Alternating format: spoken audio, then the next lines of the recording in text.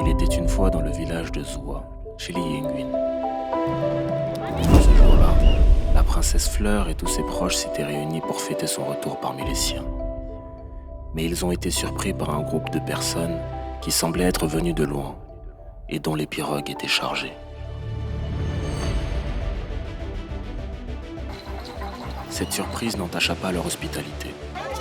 Des cris et des danses retentirent pour les recevoir. Chez les Zouas, les amis se font appeler Amoui.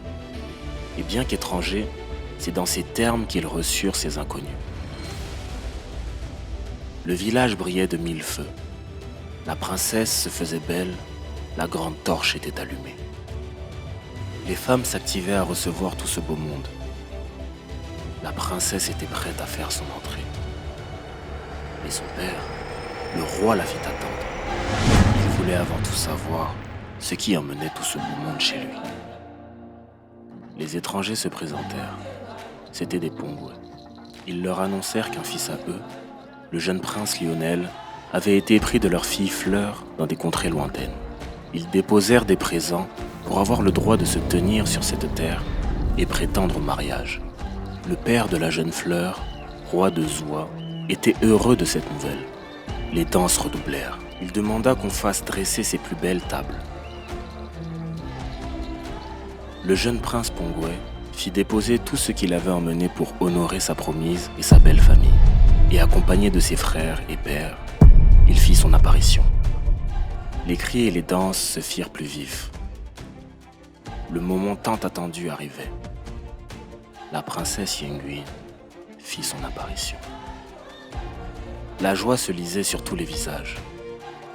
La princesse était magnifique. Le prince était heureux.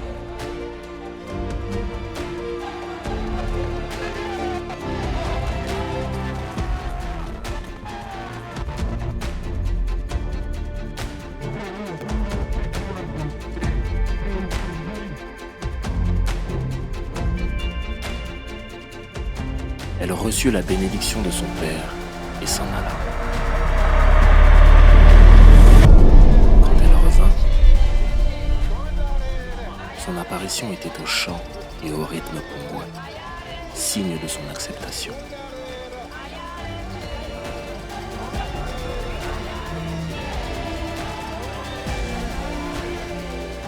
Elle fut conduite dans sa nouvelle famille avec la bénédiction de sa mère.